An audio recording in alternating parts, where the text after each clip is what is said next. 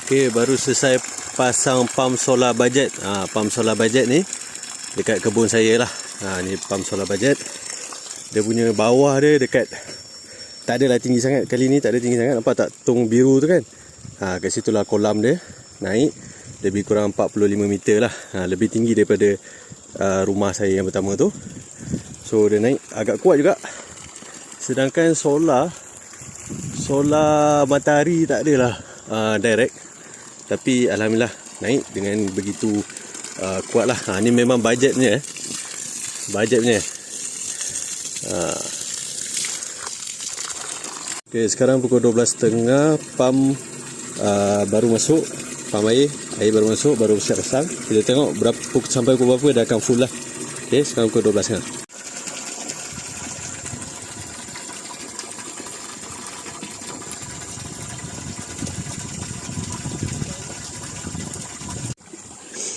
Okey, jam sekarang menunjukkan pukul 1.33 minit. So air memang dah penuh. Air dah penuh. So maksudnya pump ni dalam masa 1 jam boleh penuhkan 2,800 liter air. So ni tangki ni 2,400, sana 2,400. Total 4,800 lah. Dekat 5,000 liter 1 jam. So memang kuat lah. Sebab ni sekarang tengah redup Tengah redup, tak berapa panas. Matahari pun kalau tengok tak berapa kuat. Tapi alhamdulillah pump yang kita guna ni, yang baru saya guna ni, dia lebih baik daripada pump-pump yang sebelum ni. Okay, ini waktu redup sikit.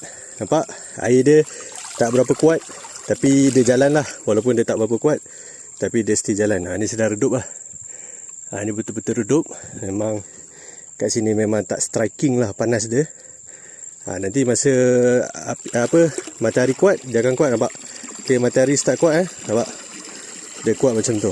Nanti matahari slow atau matahari mendung sikit, dia akan turun lah.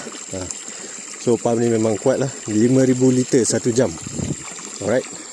Okay, tadi kita pump daripada kolam ni. Kolam ni tadi kita pump naik atas kan. So kat sini lah tempat pump dengan solar panel lah. Solar panel ni saya pakai 2 keping 620 watt. Dan saya menggunakan step down converter. Ni adalah DC-DC step down. Tapi yang ni yang bukan MPPT lah. Ni untuk fungsi dia untuk turun daripada 90 volt untuk pergi ke pump yang 60 volt lah. Kalau kita tak pakai ni, kita punya pump tu akan cepat rosak.